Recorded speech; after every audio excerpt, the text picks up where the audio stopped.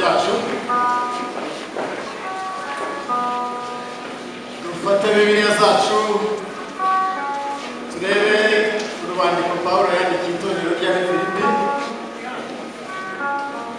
Abafilipi ibice 3 basoma umurongo wa 17 kugeza ku murongo wa 21 tubone gusenga tukayineshisha impamvu zihari zituma ducogora. Ariko murumva ko Bibiliya ivuga ko hariho benshi bagenda bacogora bakagenda ukundi, urumva amaherezo yabo si meza. Rero iwacu ni mu ijuru, iyo dutegereje umukiza. Uyu mubiri wacu ucogora azawushushanya n'umubiri w'ubwiza bwe. Rero mureke dukomeze muri ya ntego, dufite ibyiringiro, dusenge twumva dusaba Imana ngo ukomeze uduhe imbaraga zatuma tudacogora kugira ngo tutazarira. Mama tumane rukundo manigira neza imbere y'amasezerano y'amahanga, abakuru n'abatoya, turi imbere y'ubwiza bwawe data ukiranuka, tuzi ko ari we Mana ihoraho, ari we Mana ikiranuka, ari we ufite data ukiranuka kufunguza ibyiza twaho byose, ari we Mana ikiranuka muri byose, ufite data ukiranuka ubugingo bwacu Mana mu biganza byawe. Mana yacu tuzi ko data wera nta muntu n'umwe ushobora kurwanira mu biganza byawe. Data ukiranuka ndagushimira wibaza ko data ukiranuka kujya gutwambika imbaraga mu buryo rugenda tabonekamo gucogora, muri rugendo y'igituma tuboneka warimbuka. Mana yacu mwami wanjye ndagushimira wibaza ko data ukiranuka ubwoko bwa data ukiranuka utuzi Mana, uratuzi mu bitekerezo byacu, uratuzi mu migambi yacu, uratuzi mu mibereho yacu, uratuzi mu ntambara zacu, uratuzi mu magorwa yacu, uratuzi n'ibikora amahanga nta cyacu na kimwe dushobora kwishwa, dushobora kwisha abana b'abantu dushobora mu mitima yacu. Ariko Mana ishobora byose, we data ukiranuka naho twagerageza kubihisha rwose bihora nk'ibyambaye ubusa. Ndagushimira wibaza ko data ukiranuka tunganye Mana, wese ubugingo bwacu. Mana ishobora byose birashoboka data ukiranuka. Hari uwagiye agasitara kuri bene se, agasitara kuri mushiki we, hari uwagiye data ukiranuka akora ibyo gukiranirwa akanduza urusengero. Mana y'Imana wanjye nakwinze kugira data ukiranuka wese n'igihugu cy'amahanga Yesu kandi atunganywe nawe. Urakoze n'igihugu cy'amahanga ko witaye ku bugingo bwacu. Reka abantu dufashe muri kino gitondo ize kuyoborwa nawe data ukiranuka, ugene na buri wese n'igihugu cy'amahanga, ubwishe data wera n'igihugu cy'amahanga bifuza kubamenya muri kino gitondo. Reka kugaragara hagati muri twebwe, ugaragara afite ubwenge bukuze ku Mana, ahubwo Mana ishobora byose, yaba ari mutoya yaba ari mukuru, yaba yarize yaba atarize. Mana ishobora byose, dukeneye ubwenge bukuze ku Mana ishobora byose. Reka data ukiranuka muri rino shyaka mutanga bugingo, duhagarare mu mwami wacu data ukiranuka, dukora ibyo gukiranuka. Urakoze Mana nziza kubana na buri wese, bikorwa ahangaha byose bikaza kuhesha icyubahiro. Mana yere bisirujiro buri wese data ukiranuka akaza gusubira mu rugo. Mana ishobora byose avuga ko yahuye n'Imana isumba byose. Urakoze mutanga bugingo ujya kubana natwe muri byose, ni mwizire Yesu tusenze urakoze, amen. Igira imbere ndetse n'abandi baririmbyi badufashe turirimba indirimbo ya 30 mu ndirimbo z'agakiza, kandi rwose buri wese agerageze kuba mu mwanya kugira ngo Mana nivuga yumve kandi nikora arebe, bitewe n'uko yayihaye umwanya kugira ngo ukore. Ubugingo bwacu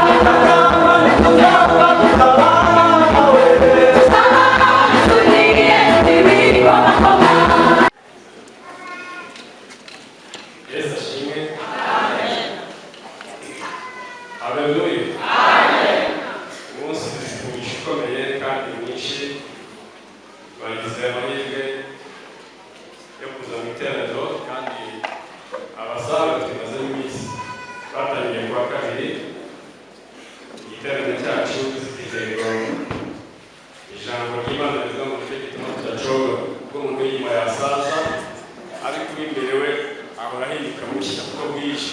Haleluya, amen. Kandi cyangwa dufite umuhamya w'ibyo tuvuga turafite abasaza n'abakecuru umuntu w'inyuma yahindutse ayo umugizi babaye mu cyumweru ntawe batanga. Murabona rero yuko ijambo ry'Imana rivuga ngo Kuri umuntu w'inyuma ashobora gusaza ariko uw'imbere agahora ahinduka mushya kuko bwije. Haleluya, amen. Hano ni Korali ya Cyarwa ariko duteranya no imidugudu ibiri, umudugudu wa Tumba n'Aberwa yo mu Sengerano. Umunsi rero twateraniye hamwe twese. Ndagira ngo rero abakristo basengera i Tumba n'abakristo basengera muri Berwa mwese mukurikira cyari hamwe n'amakorali atandatu ntabwo mvuge yimwe kandi twavuga hamwe umurite hamwe y'abakorali rimwe kabiri gatatu.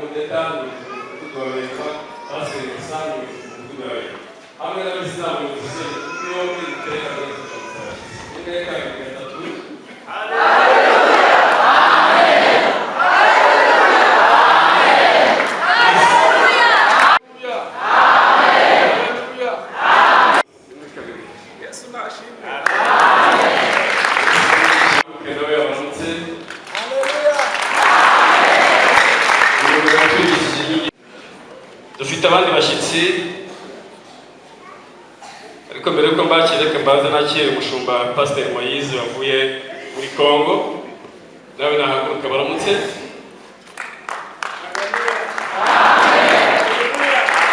Tuzana ibyemezo, harimo kubw'Imana Tereza, akabamo na Kamagaju Faride bavuye muri Paruwasi ya Nyaruteja. Nimba bahari bahaguruka. Turaturetse n'abavuye mu Matyazo tubakire by'umwihariko. Hanyuma abashyitsi bavuye ahandi hatandukanye tutashoboye kumenya, ntabwo ibyemezo byabo barahari turabize. Nimwahagurukire icyarimwe aba muri namwe tubaho umwanya uturamutse twakira mu izina rya Yesu. Mwabukanye mu bisiro abantu n'inonoke. Rimwe kabiri gatatu.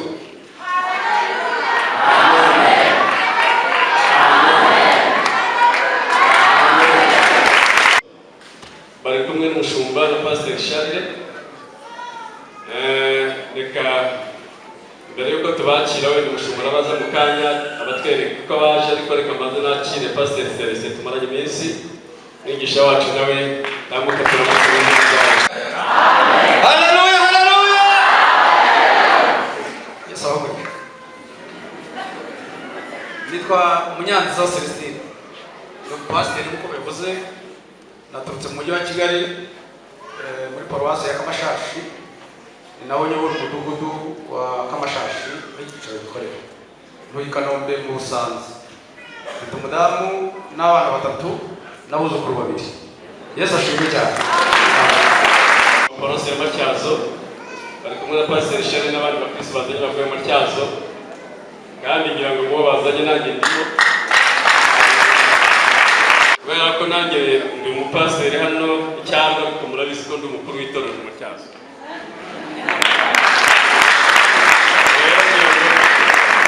Yerekana bazanye nanjye ntansi niko bagushumba ntuze kumvana amakuru bitaro mu Matyazo. Ngira ngo murabona ko mugabe yabaye paruwasi nyinshi sinzi mu mbare bazo, hanyuma asozereza ahangaha niwe. Rero nanjye tuzenguruka, niba nzahagusanga niba zasanga nawe ugeze hano simbizi. Yesu ashimwe. Amen. Haleluya. Amen. Haleluya torero. Ishimwe cyane, dushimira Imana cyane. Ibyo mushumba avuze nibyo, kenshi tuba turi kumwe, ibihe byiza araza tukabana n'umwana wacu, kandi nk'umukozi itorero ryabyaye. Turabishimira Imana rero cyane, dushimira Imana cyane no kuba turi hano, no kuba mushumba yaratekereje kudutumira. Yatubereye umugisha cyane, by'umwihariko yewe maze imyaka 9 n'ahangaha, ariko imbere umugisha kuba mu materaniro yo ku cyumweru, nubwo nagiye mpaza kenshi ari iminsi mikuru cyangwa ibirori. Ninzi yuko umudugudu wose uza, ariko n'ababyeyi barakoze, nibuke ko Matyazo ariyo yabijyanye ahantu. Ubwo rero kandi amateraniro naso naho muza nabo baraza kuza, turabizi. Uku rero ko twaje kandi twabazaniye ibyishimo, tuje kubabwira ngo Yesu ari ku ngoma, kugira ngo rero tubasuhuze.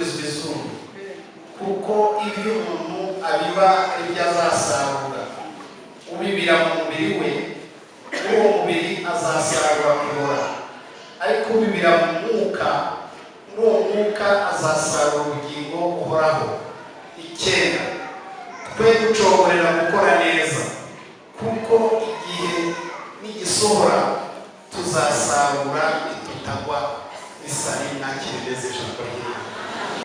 Dushimiye Imana cyane iduhaye uyu munsi. Nari nabivuze igihe by'umwihariko turaturanye imyaka ibaye 9 kuri iruhande rwanyu hano hafi, ariko no bwa mbere nteraniye hano mu buryo busanzwe bw'amateraniro. Wambaza mu bundi byari byaragenze bite? Ntabwo turi abacu ngo twigenge. Haleluya. Nitwa HABINSHUTI Samson. Turaturanye, nari maze kubivuga hahirya gato cyane, ndibwira nta kilometero kimwe. Hanyuma ndubatse, mfite umudamu tumaranye imyaka 27. Muri iyo myaka 27 dufitanyemo imbyaro 7, ariko tukaba dufite abana 6. Imfura yacu yari umukobwa. Ubungubu twarashyigije mu ijoro. Iyo ahari bitagenda bityo nayo mbavuga ngo mfite abuzukuru ndabyibwira. Hanyuma rero dufite abana 6, abahungu 4 n'abakobwa 2. Ndumva n'ibyo imyaka ntabwo wenda kuyivuga aricyo cyane cy'agaciro, ariko nabwo umuntu yashima Imana. Nakira agakiza muri 90, urumva harimo imyaka 29 ndi mu nzu y'Imana, mviriwe n'izuba ry'agakiza, umucyo w'agakiza utambitse mu mutima wanjye. Yashimira Imana rero ko iyo myaka yose ntabwo nigeze mpfapfa. Numva narahagurutse neza, kandi n'ubu numva Imana ikomeje kundinda, nanjye ndifuza kutazacogora. Imana ishimwe cyane. Haleluya. Amen.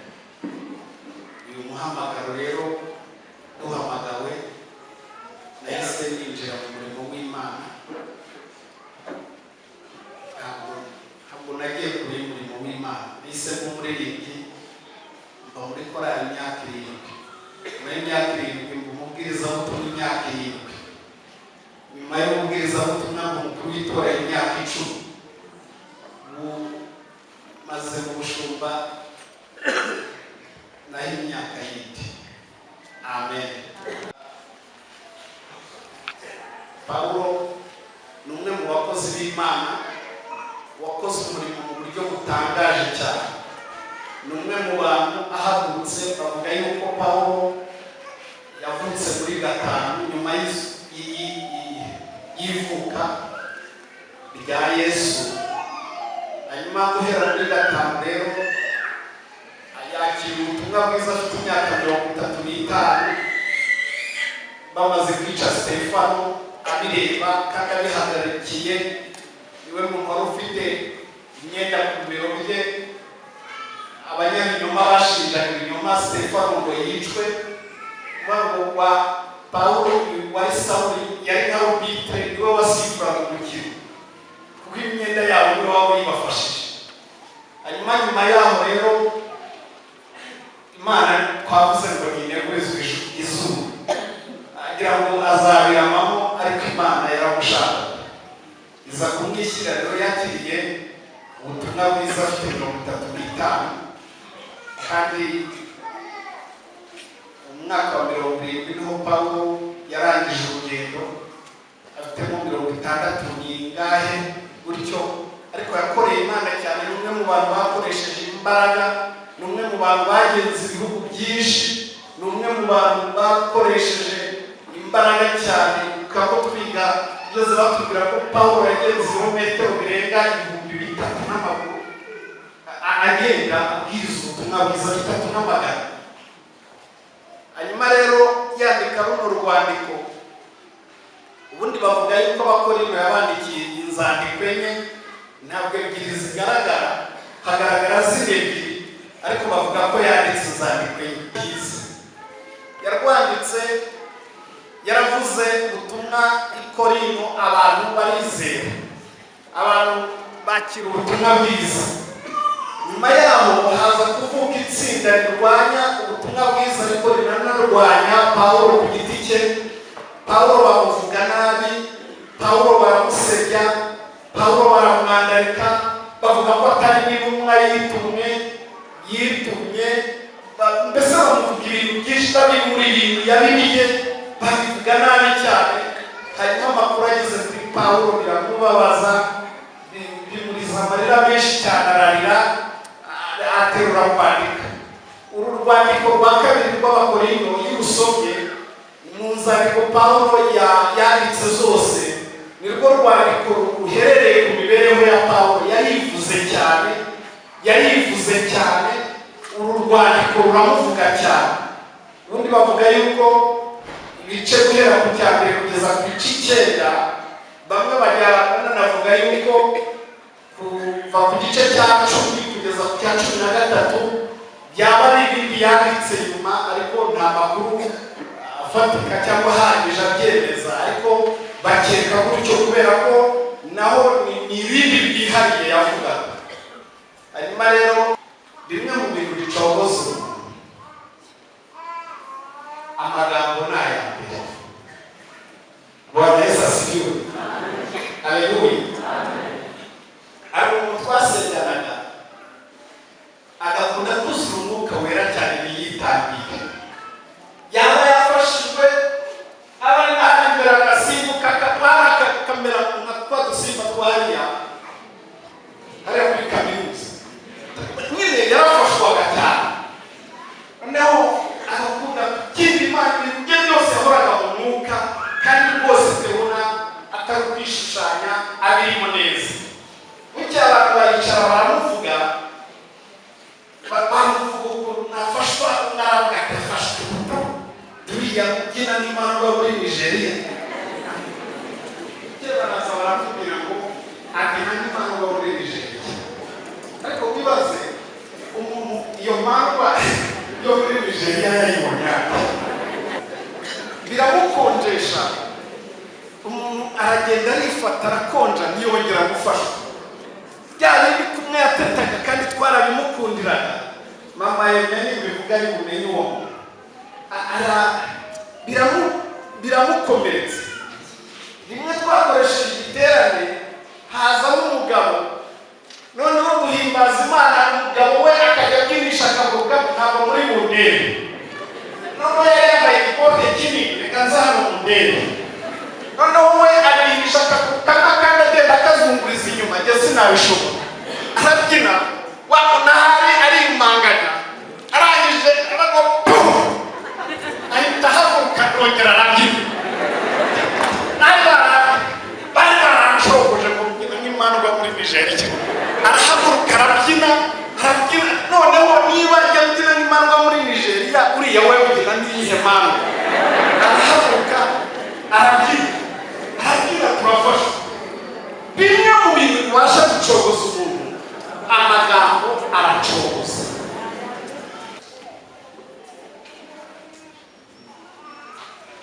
Imana idufashe. Haleluya. Ariko Pawulo yari yarenze aho hantu. Pawulo kuvuga ngo nicyo gituma tudacogora. Haleluya. Amen. Ndagira ngo mwumva no magambo, nicyo gituma tudacogora. Naho abantu bavuga ntabwo dukwiriye gucogora. Bwana Yesu asifiwe. Amen. Dore impamvu rero tudacogora. Nubwo uyu muntu wacu w'inyuma asaza, nubwo uyu muntu wacu w'inyuma arwara, nubwo uyu muntu wacu w'inyuma ageragezwa, nubwo uyu muntu wacu w'inyuma ahura n'ibibazo, nubwo uyu muntu wacu w'inyuma ajya n'imyenda, nubwo uyu muntu wacu w'inyuma uruhu rw'inahina bigahinduka, ariko Pawulo aravuga ngo nicyo gituma tudacogora. Haleluya. Amen. Tudacogora. Nubwo uyu muntu wacu w'inyuma asaza. Impamvu asaza niwe uhura n'ibibazo, niwe bavuga akabyumva, niwe uhura n'ingorane, niwe uhura n'intambara, niwe usonza, ni urwara arasaza rero. Hari n'abagendana umuntu w'inyuma gusa. Ibanga rihari umuntu wacu w'imbere nawe arahari. Haleluya. Umuntu wacu w'imbere ni wa wundi iyo bakuvuze ujya imbere y'Imana ikaguhumuriza ikaza ikaguhitereka burya si we bavuze nabyumvise burya nibyo bavuze. Haleluya. Akoze cyane. Uyu muririmbyi yararirimbye avuga ngo ntabwo azacogozwa n'icago ikiboho cy'amafaranga bakora abagore barangisha kumva ko Imana yatumyeho. Ye nanamuye ndagera aho nigera imodoka ntayoboye ndaza ndataha ngera Nyamagabe ntayoboye ariko nakwibuka ko Imana yabwisha. Haleluya. Byabagasinzi Imana irangije inzira mu buryo bw'igitangaza umwenda yarishyura. Amen. Amen. Umuntu wacu w'imbarasa ariko w'imbere ahindurwa mushya no kumva ihumure ry'Yaduhamagaye. Abantu batakegera Imana, abantu batakigira akanya ko gushaka Imana, ubu intambara Satani arimo arwanishisha abantu utwiciye abantu bakabura umwanya bakihugiraho. Nyamara ibibazo bizengereje abantu, ariko bimwe mu bizengereje abantu iyo tubijyanye imbere y'Iyaduhamagaye no kuruhuka turaruhuka. Amen. Teka mbabwire Satani ntazigera kuriganya ngo kubuze umwanya wo kwegera Imana. Niho umuntu w'imbere ahembukira. Uw'imbere arasorwa, uw'imbere atakaza kumva ibyiringiro, uw'imbere atakaza amahoro. Ugasanga abantu baragenda bivugisha, abantu baragenda bameze nk'imodoka ikaba yakugonga kubera ko nta humure. Ariko iyo uw'imbere ari maso, iyo uw'imbere yumva, iyo uw'imbere abanye neza n'Imana yaduhamagaye, iyo uw'imbere ari maso. Haleluya. Kama ni Mungu mine yako imbere yawe wavuga ngo ingabo nyinshi zizaba imbere yanjye ntacyo nzaba. Haricyo yavuze. Haleluya. Ntacyo cy'iterabwoba risa. Reka nsoreze kuri iri jambo twavuze aya magambo mu Bagalatiya. Haleluya. Iyi Mana ntinegurizwa izuba. Umuyo muzahura na byinshi, muzahura n'imuha, muzahura n'iterabwoba. Bibabwire ngo mubivemo, ariko ndagira mu babwire ngo Imana ntinegurizwa izuba. Ikangwa n'imirimo myinshi wakoze, ikangwa n'amajoro menshi waraye, ikangwa n'ibyo watanze byinshi. Icyo dupfana nawe ni ukwera no gukiranuka. Ibyo byonyine naho ngaho ducungire. Iyo uteshutse gato nta kindi mpamvu dupfana nayo. Bibiliya iratubwiye neza ngo haleluya, ibintu umuntu abiba ibyo asaba. Bwana Yesu asifiwe. Haleluya. Bitinde bitabuka imbere uzasarura neza kuko arayibye. Nubiba urwangano bitinde bitabuka urwangano uzarusarura kuko nicyo wabiye. Ibintu byose umuntu abiba nibyo asarura. Uko turi mu muhamagaro, uko twahamagawe twitwararike uko tugenda, imbuto tubiba nizo tuzasarura. Amen. Hari ingororano kandi tudacogora nuko hari ingororano. Ibyo tubiba tuzabisarura. Amen. Ndagira ngo dusenge Imana. Munyemerere dufatikanye iki cyifuzo. Birashoboka ko wacogoye, birashoboka ko wagize intege nkeya, ariko wihangane wongere imbaraga, wongere igihe cyo gusenga. Haleluya. Amen. Dushyire imbaraga tuzasarura. Niba warasenze uzasarura ibyo wasabye Imana. Niba ukoreye Imana uzasarura. Niba waratanze icyacu uzasarura. Niba waratanze amaturo uzasarura. Ibyo tubiba tuzasarura. Ndagira ngo twigireje dufatikanye iki cyifuzo. Umuntu wese ubagize n'iki cyagacogora abwira Imana, Imana mbabarira unyongere imbaraga kuko imbere hanjye hari byiza. Imana ishimwe cyane. Ndagira ngo ndareke pasiteri twazanye sharire yigire hino asengere ibi byifuzo kwagura intego yo gutabara. Ngaho tabara itorero ryawe, tabara ubwoko bwawe, rengera abakozi bawe, tuze gusoza iri teraniro tuba mu iteka niwe Mana. Tugushimira ibyo wakoze byose, tugushimira abo waremesheje, tugushimira abo wakomeje, turagushimiye Nyagasani mwabwira mwumvise kandi natwe dusenze Mwami tuzi ko twumva iteka iyo tugusenga n'ubu na none watwumvise. Turagushimiye tugukomeye amashyi menshi cyane, tugushimira ibintu byawe, ubukozi bwawe, tugushimira ibyo ukoze, tugushimira imbaraga utanze, tugushimira gukora kwawe mu izina rya Kristo Yesu, amen.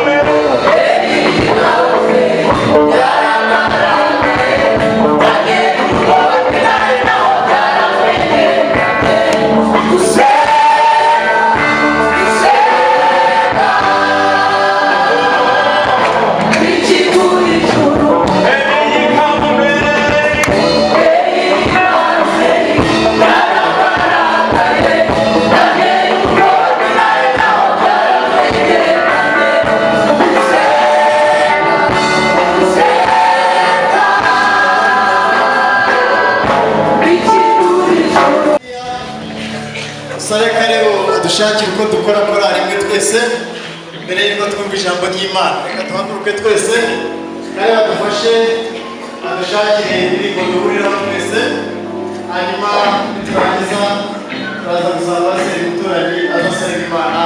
Haleluya, haleluya.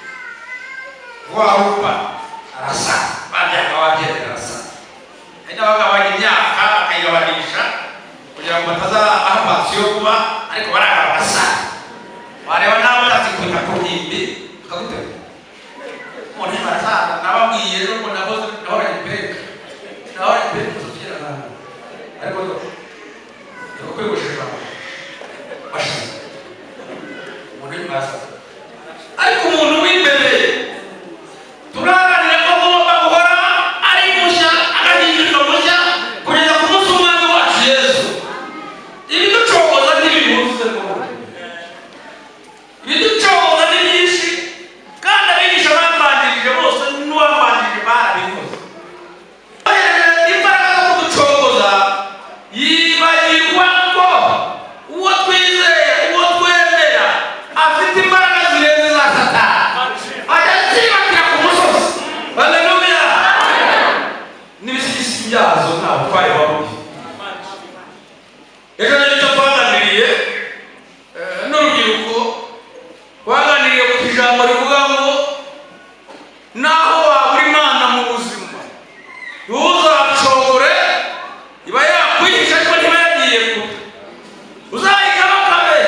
tuzageraho twitahurije.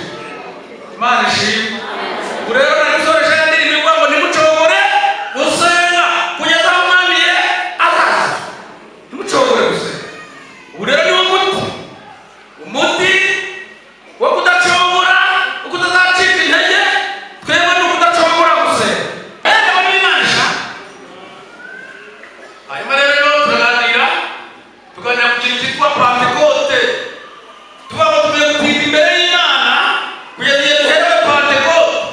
Ubwo ni umuganda twavugaga tuvuga ko Umwuka Wera ni uri n'impamba izashoboza abagenzi kudacogorera muri uru rugendo, adahari abantu bazacogora.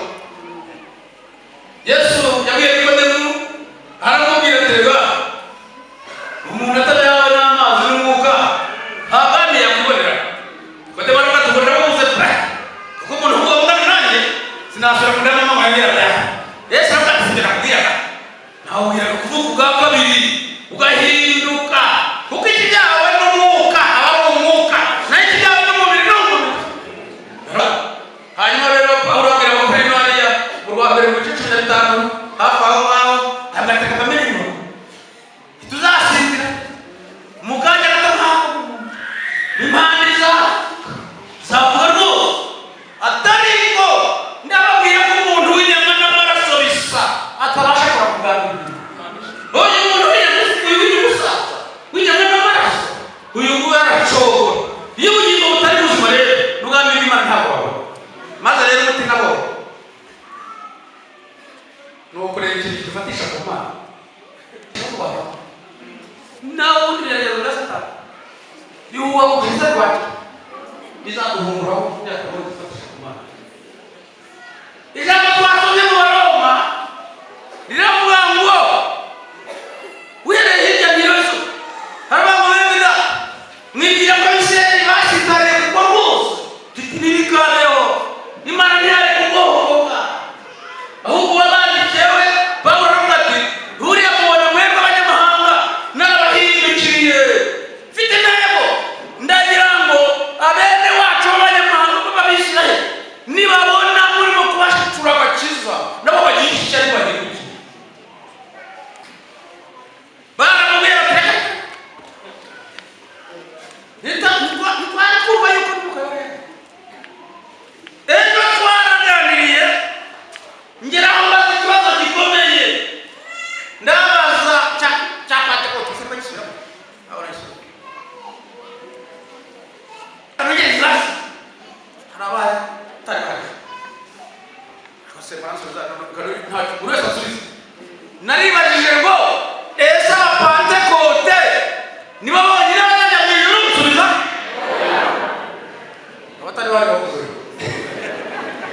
bose kuzabona nta batari bose.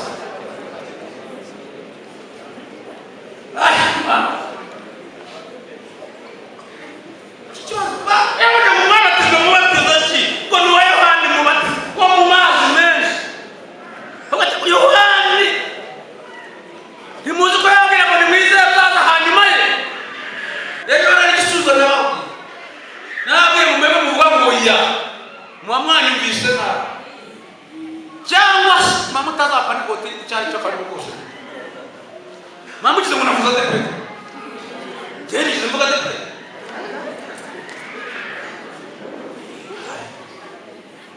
kuko nabyo ni ikibazo kuba bavuga Pentekote kumva Adepr ni ikibazo nabyo.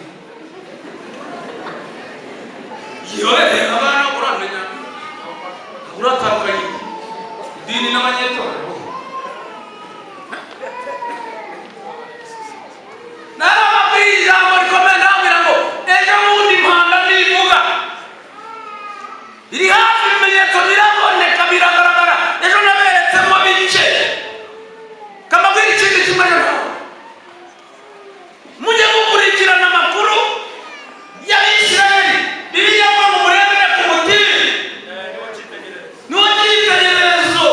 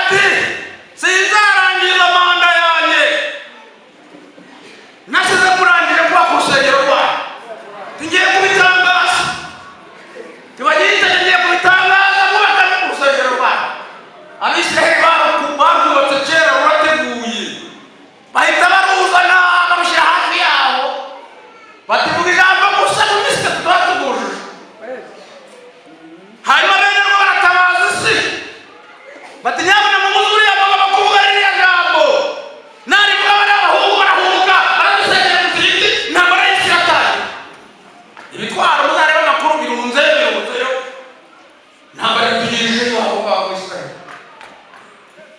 abisirayeli bativuga ijambo gusa mwese tutuguzuze antikristo ariwe muterahunga wabo mukuru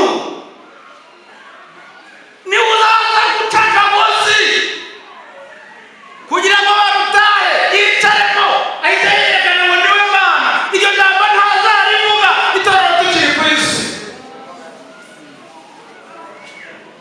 niyo mpamvu mbabwira ngo nimwambarambaranye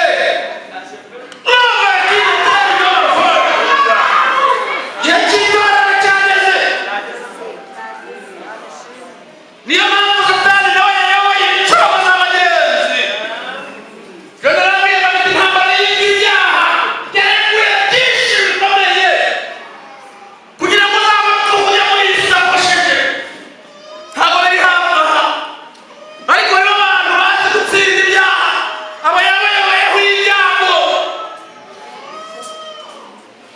ubupfubyi n'ubupfakazi ibihombo bidafite impamvu indwara zidakira kugira ngo abantu bacogore abadacogora n'ibyo barayoba ariko ejo narababwiye ngo Imana ntiyakora ikosa ryo gutangiza umushinga itazarangiza haleluya umushinga w'Imana igihe cy'Imana cyareze ngo itorero Imana ihaguruke isuka imbaraga zitangaje mu itorero kugira ngo zibate za zindi haleluya subira inyuma gake mwaba mwarahawe umwuka wera ugitangiye kwizera mwaraje kwicara mu babagenzi naravuze ngo Imana nivuge bundi abapantekote bo muri Adepr dore ko Adepr niyo yandi ifite abapantekote benshi abapantekote bo muri Adepr tuzayumva turambikire ku murega mu birere bine petesiyo Adepr abagenzi bazazinduka mu gitondo baje guterana abapantekote bataha ariko kandi ndimo kubwira cyane cyane abantu bagenzi bawe mureke dusubire ku isoko dutangire uko byatangiye haleluya tubwira abantu babatize mu mazi menshi ariko tubabwira ngo nyuma hari undi urusha bose ubushobozi umwotsi wo muratangaje ahatirisha umwuka wera n'umuriro turigiye gutimaza gusa abantu baza birukanka binjira tutarabwira ukuri kwija hari umusaza umwe hari icyumweru cya Pentekote hanyuma basenga basaba umwuka wera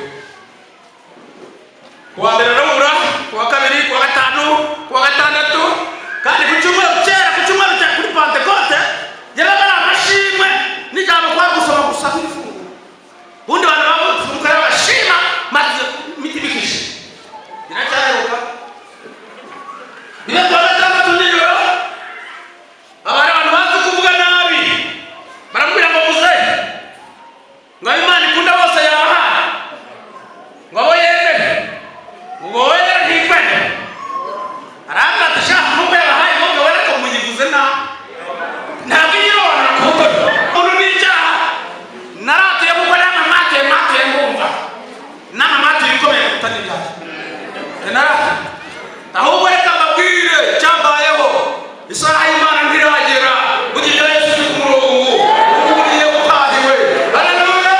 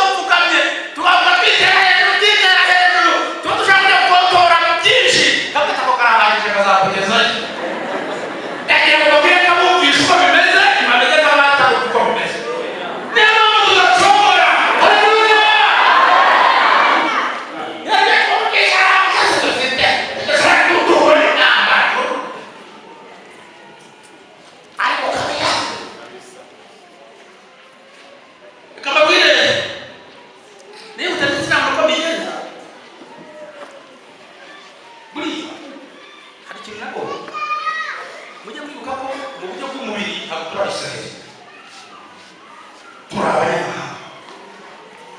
Mana ndacyakora ubushakashatsi, ndacyabaza abahanga ngo bambwire aho abanyamahanga ko Imana ari umuntu. Abandi bose bakobwa se niba bamaze kubona hatatu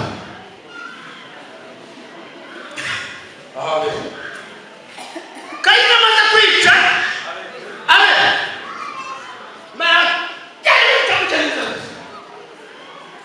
umunyamahanga bisobanura ngo ni umupagani ku Mana.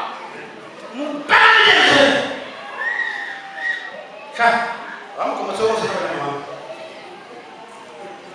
Nibuka nanone wa mugore wabyaranye n'Abrahamu, Imana yarabati Sara Isaka n'umuhungu irabacika.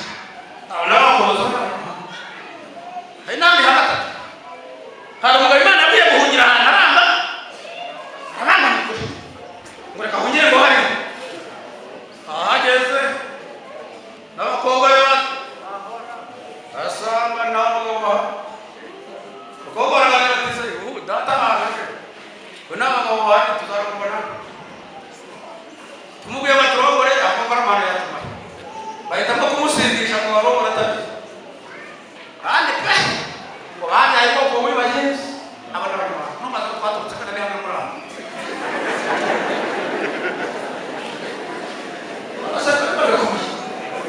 Ndashaka ko icyo dukora n'Imana, Imana duhora dutamiye, dutura amaturo, tuvuga tugatwara imyanya rimwe, dupfana ikina ko yari yaraduciye, twongeye kwigarukaho dute, tuzayikomezwaho n'iki? Bajya kugendera mu kigare ngo tuvuduke, cyangwa ibigare by'amadini, tugendera mu bigare by'amadini ngo tuvuduke. Ariko reka mbabwire icyo umuntu cyangwa se icy'Imana yapfuye na Satani ni irema ry'umuntu. Umuntu wumvise n'Imana bukeye asanga rero ariko nawe Imana arema umuntu gutamukishije gusa kandi kuyibeshya. Yayimukiye muri Edeni afungiye hejuru ariko ndabateranya umunezero wamuremeye ntabazabona, kandi nawe kumuhimbaza ntabyo uzamubonaho. Ndabateranya uzi ko yaje abateranya umuntu n'Imana bigana. Imana iri kumusubiza umuntu yaje. Imana ntigira iki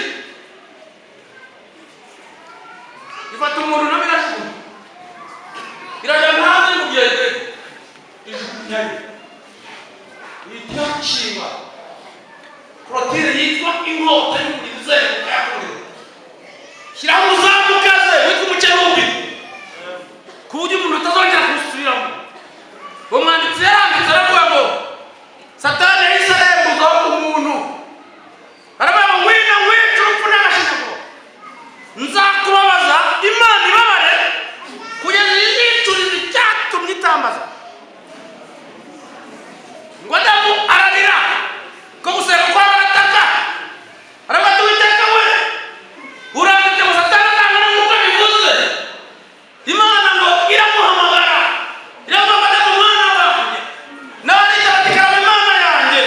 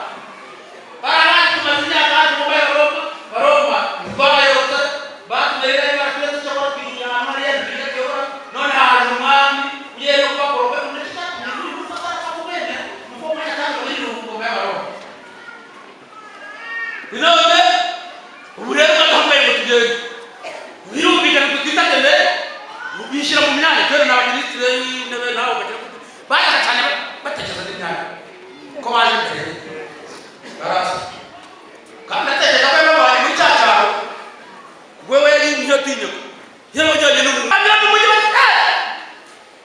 bati wavuga baratambutse umwe wiyita umwami abayobozi bakabaza atari kumwe nande atari kumwe n'abandi turi kumwe kuri guverinoma kera bati sha ujya mbese mwari mutagera yundi niyo mpamvu mwanga bakuyoboka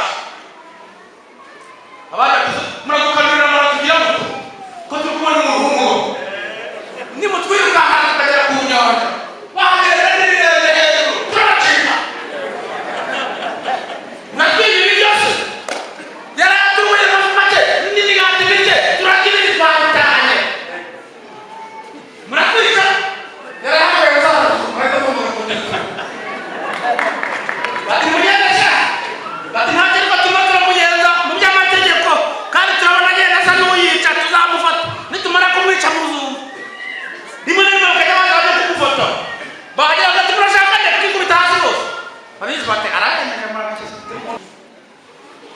ariko ijoro rimwe aterura amababa ahubwo tubagiye kumugeza na matata umurahita gucoka heta jya katurwana nabi bazarota turarwana ntabwo badukubitira shebuja ngo twiruke turarwana yesu arakwatera mwebwe mwese ibyangira ijoro birabahemuza rero nawe babwira ukigiye kuducogoza nijoro ry'icuraburindi ni ibikorerane kristo ni ibipango zitangiye gupanga ni ikomeye kuruta ibyo twabonye iri joro ntibabyumva babigereranya n'ibisanzwe yemera kristo mwigereranya ibintu bitagereranyika ariko barimo kwerekeza hari incambungo nyinshi hari ibicogoza bagenzi benshi n'abandi bahinga yesu ntabwo ndenderwa yesu aramubwira ati wowe ugana amagambo menshi wowe n'uwo uri buhemukende no kutarabika kuri nyamurenge yesu aramubwira ndabona nawe utemere dore ngize kurabibota ngize tugira ngo ndavugira ku busa yesu aramubwira ngo ziramaza bizabona ngo ndi muri ibi atakunacyo bizakupfira ubusa tuzakubona tarazubika tena kwemeza n'umutende nakomeza rwanda nawe n'umutanye kora tatete tuvugisha petero ari n'umugabo kugira ngo baze gufata yesu abandi bicwa basa gutoka kare bagiye bagasigara mu kibuga bari n'abari umugabo n'abagabo bari umugabo yari umugabo bari umugabo mu mubiri munyamuryango satera ribota timu tuvuye amabina werekiza kizavuze ngo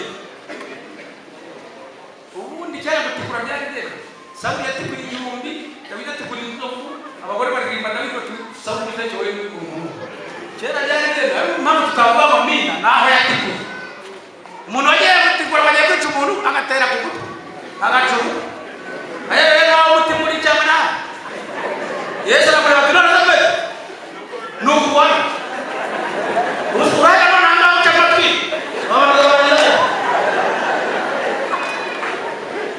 atera umutwe w'abandi amusubizaho petero arambwira ati nanjye imbaraga niratana twarize umusezero nanjye ndabyaho abaza gusanya bakabita imwe akanataha ataguze oya ntugataha ataguze ata turabonekamo ijambo rya mbere ndawe umuntu wese uraha ubyiyiziho utabishidikanyaho ko yabatizwa mu mwuka wera ariko bari bemerewe kuzamura aba bemerewe kumurikira aho ngari shikoro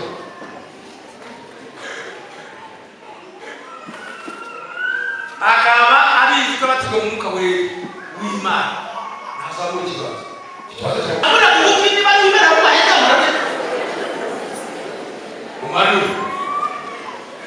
umanu ntabwo nawe ubatizwemo ariko imbaraga z'Imana zimurera tumva mfite imbaraga z'Imana nawe nazawe cyangwa ntabwo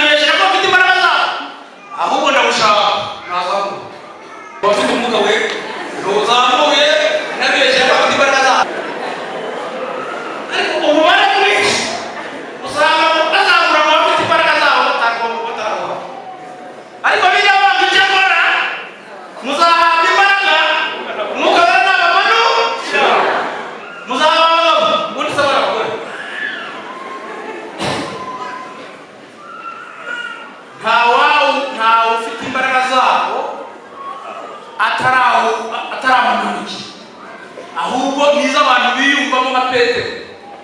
Kandi nanjye sinazisuzugura kuko zatabata nubwo zaranaci bore tuzoba gitane iby'abagore n'iby'abagabo rwose ntacyo nazo n'imbaraga, ariko ndagira ngo mbabwire aho kwerekeza hatakoreka barita n'abapagani bose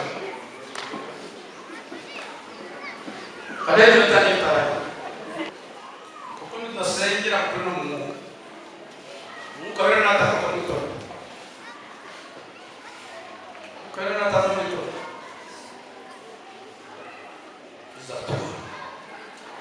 cyambere tuzamenye makuru yari makuru ya buzima bwacu. Si minute sese ko bavuga ngo nibitaba ntituzamenya makuru yo umukora buzima. Undi musaza nabwiye yagiye yaracishije yari umupagani pepe arakiza, hanyuma bamubajije ku gice bamubaza bamutega mu mutego baramubwira ngo muzehe urashaka kuba ati warakiza ati cyane avuga none tukubaza uyesu kuko warimo harimo Yesu namubonye abana banaramo bamutega umutego ati Yesu muzehe kuba wabonye asatu atasana amatsiko akarisha n'amaboko avuga abadiyakoni bo muri urusengero n'abanyamana ba kera nabo nta mikino barabati mumusibize ntawe yabonye nta Yesu usana amatsiko akarisha baramushimye umusaza arajya muri nyamara batumuga ko murashimije Rwanda ruzajya mwatubwiye ko tuzabate kubangira icyizere ko bibabanyirijwe bitazaba bitoki none barumva ko nakibatijwe ibitoki ndabisubiza iko mwambabare batuye mubaza n'ibinjiji zitazabatuye ibyo banyisha cyane sibifata ndasubiza ibyo batafashe injiji nabuza bingiye kurahira ndararatse njurire Yesu kuyezi yazamamizi baravuga ati usagera n'urugari aragenda hariya mu nguni ipfuganye tugera hari amasengesho y'abayobozi twese ba paruwasi n'abadiyakoni bose ba paruwasi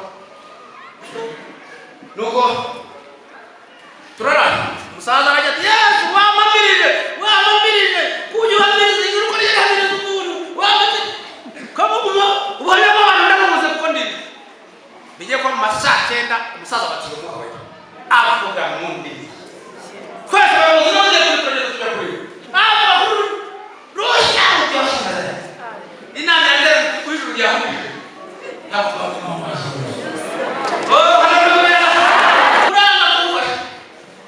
nimba umunyamuntu nzabaho twitorane n'abasitani nzabaho kandi nyamugeraho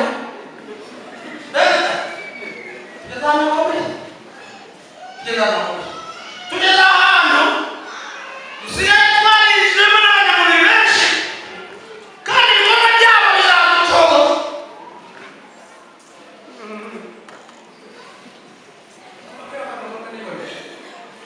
ajya muri Adepr ubuyobozi bwahindutse bafite ko kuduhinduka urahinduka igihe ryandikase umudiyakoni mwarazanyera gusa nari mwari arambwira ngo mwari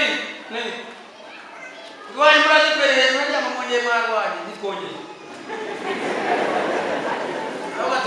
atuzi ibyemezo bamufatiye ati nahisemo guhagarika za nkunga zanyeraho ndabwira wowe urakaho niyo Suwedi, Amerika, Denmark, Kuri. Ati ntazuzi ntazo. Tacyacu. Nicyo bateye murego tuse kujya. Ndabwira yiwe Runa ko kurushira cyera ruzimo. Kujya baye n'Imana n'irabisho. Nauracho yino. Ndamubwira ndabujya kuyabazo muri Matayo umuvugi w'ice 80 babibure bijyana kubana. Gusaba kuyabazo guhanura ngo harabikura ntirwe bijyana kubana ngo barakuvana. Naho kuyoba no kuyeba ko bishina. Ugacora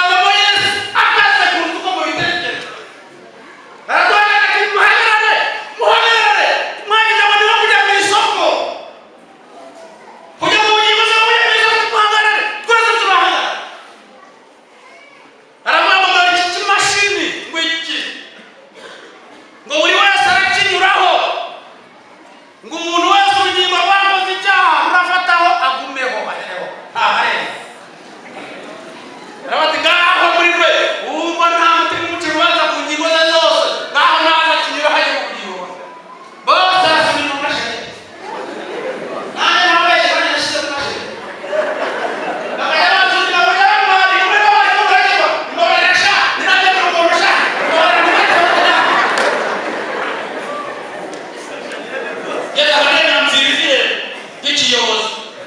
Nagenda. Barambira mu ngaho. Hari Yesu akubwira ibyo ukora. Imana zombi hari abamarayika bashinzwe kugukoba bakakubwira icyaha. Kigufatisha. Yesu arambira ngo bashira ikiganza. Reba ntibijya hari ikiganza mo kabyara kiramba kikinyama ko kikinyanya. Nubwo mwaza bona kivuyeho. Bati ngaho Yesu arambira ngo shira umunwa. Baba bakivuga umunwa. Nuko cyatangiye kukurura ngasubiza n'amasubizo yana. Uragenda urafata. Baba baramo bati amagambo menshi amukozo kuvuga inkuru atahagazeho hari inkuru cyo cyicaro cyose. Ibitaro muhivugira gusa. Ndabona Yesu we umbabariye umuntu ukavaho nzajya mvuga mu rusengero gusa sinzongera kuvuga kuri amagambo. Ngira Imana muntu umuvuye. Yesu arambwira none uzindi nyingo zose zivaho n'uko kw'Imana. Urumva nagerageza Imana ihereze. Yesu arambwira ngo nshira ariko kandi hejuru ni ngo nshira kuri kare akanye haba mu bugingo buhora. Umva ikibambasi natunani kura nuko cyanyira. Ndagenda kakenye kari gato. Sasa za mu mutwe. Sasa za ibitugu. Bujya aho umutwe n'ibitugu byaciye wawaje. Sinzi ukuntu agiye kubona mbona imbira byimbye. Ndagenda bitakira kibafure muri bakinganya. Ndagenda igera hahayo. Inda Tagara muri kada nane zama bare abuji wacu wahari. Haleluya. Abanye zama baba Yesu wajya. Ariko ndiranga kucamo. Bagango baba bagiye. Kujija tubimubazo. Niye. Ndabari Yesu we. Wamuriye kenshi ndanga. Mbabari ndani hororoka nagitanga we. Indira hororoka ni kubitamo bugingo horaho. Ndakakasanga za Yesu. Mu gitondo karenda rutira ndayajya mu musengero.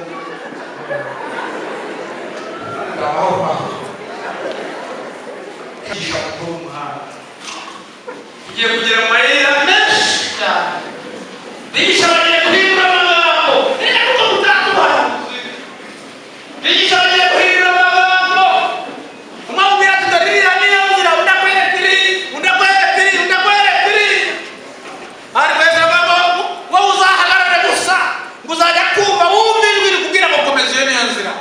Yegerageza mu mwuka wera bari umwigisha mukuru umuhanga.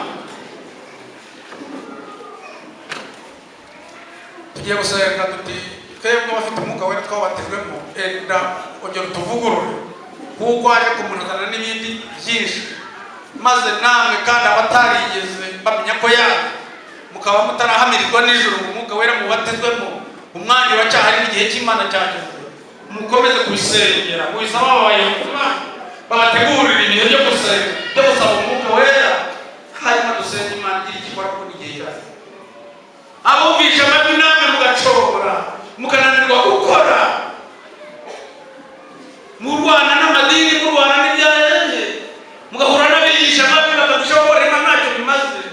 Ndagira ngo mubwire ku mwanya n'igihe gusaba Imana imbabazi. Nongere nibutse mwene kandi abashaka kuvugururwa n'abashaka gusaba umwuka wera no gukorana nabo. Nongere nibutse ko nta wasuka amata mu cyatsi gitoye mbona ikiza ko twabanza tukeza tukoza iki cyatsi. Muri ibyo rero ngo mana kuba hose mwana n'umuriro niba ushaka nyir'ibyaha biriho byaba ari ibya 10 byaba ari ibya 2 umuntu wese uraha wumva rwose atakwihagara imbere y'Imana yumva imbere y'Imana adatunganye kumuri ibyo ngo ntawe gutunganya Imana ifite naza muri cyo tutakuzi.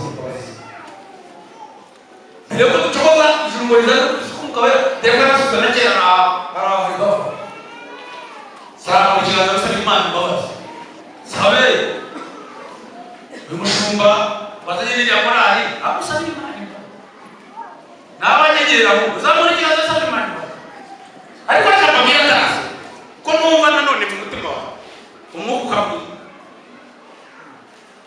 ara mutwasengera kera ari sengera ngo nishimye imbere y'Imana ishobora byose n'imbere yanyu abandi yuko nacumuye bose mu magambo mu bigo mu bitekerezo n'icyaha cyanjye gikabije mbabwira umuntu aba yakabije cyangwa akaba atarakiza cyangwa akaba yaraguye atabizi cyangwa yaragufikira inama kuko kitari gikwiriye umuntu w'Imana. Njyewe nakugira inama yo kuza ugapfukama ugasubiza Imana icyubahiro. Wowe nyamara nakijye n'ibintu kandi nararengeye tambuka uvuga n'ikimenyetso cyo gutsinda wisaba Imana yawe na wawe wari ukeneye gushwanya gashaka isaha yawe yageze ngwino na wawe satani yacogoje akavuga tambuka turakoze babizi turacyagutegereje kandi ubundi meze umushumba agiye gusengera abahagaze natwe abavuga Yesu konshore bimuzina mabiziga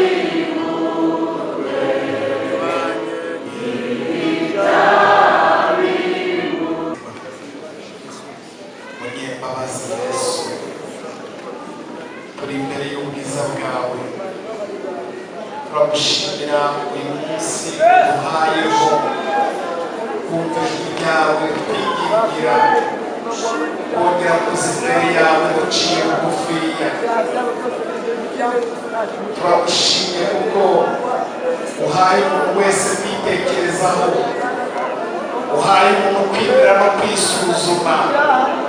Hari abagaragaweho n'uko imitima yabo itagutunganiye, bateye intambwe baguciriye bugufi, bateye intambwe babihagishije gupfukama.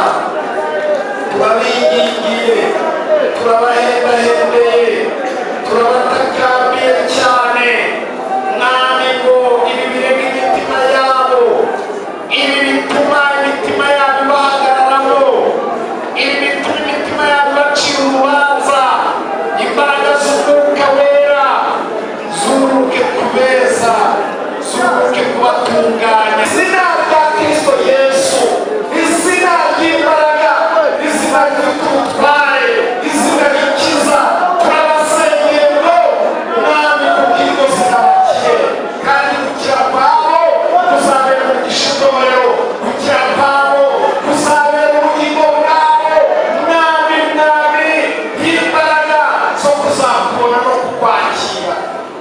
Turamushimye Mana, dusengera abantu bose bagiye bagira intege nkeya, bagiye batsindwa, bagiye bacogora, bagiye bananirwa muri uru rugendo. Iyi ni isaha nziza, iyi ni isaha uduhaye, iyi ni isaha yo guhagarara imbere yawe. Dusabye marayika w'imbaraga kugira ngo yongere adusure muri aya magambo twumvise. Umuntu wese umwongerera imbaraga, umuntu wese wacogoye, umuntu wese wananiwe, umuntu wese utagikora ibyo agomba gukora, umuntu wese wavuye mu muhamagaro, turamusengeye. Umuntu wese usurire muri iri jambo yumvise kugira ngo bamere nk'abamubatsi bubatse inzu yo ku rutare. Turamushimiye Mana ko ari wowe utanze imbaraga, turamushimiye kubwo guhembuka kwiza uhembuye imitima y'abakwizera. Turamushimiye kuko nta bwihebe, nta bwire, nta terabwoba, nta rusaku, nta nduru. Turamushimiye tugukomeye mu mashyi kuko uri umunyambabazi. Turamushimiye tuguhaye icyubahiro kuko tubohoye igoyi wa mwanzi yatoshye. Turamushimiye kuko duhembuye icyubahiro n'ikibi cyawe mu izina rya Kristo Yesu. Turagushimira Mana, Imana mwiza duhaye. Turagushimira ko watugeneye ibyo kugira ngo twumve ijambo ry'ubugingo, kandi ibi ni ibyo kurya bidutunga tukiri muri uru rugendo, impamvu yo kuzatugeza mu bwami bwawe. Turasaba kugira ngo abantu bakire iryo jambo ye gusigara bicaye, aho buri wese agendane mu mutima, kandi birushaho kugendera imbuto zikwiriye ijambo ry'Imana. Genderana buri muntu wese umwami dufashe mu gitaramo turi gukurikizeho kandi ishyaka rikomeze kubana natwe muri gahunda zose imbaraga z'Imana zigaragara kuko barakora ibintu bitangaza turagushimiye dusabe kugisha umuntu wese azindutse atwara mu seza mu rusengero imirimo buri wese yakoze iyo abantu babona n'iyo tutazi byose wowe kubyitegereza ukabimenya kandi ukageza umuntu wese umigisha ukwiga uko akora wagirire neza buri wese izina ryawe icyubahiro mu izina rya Yesu amen.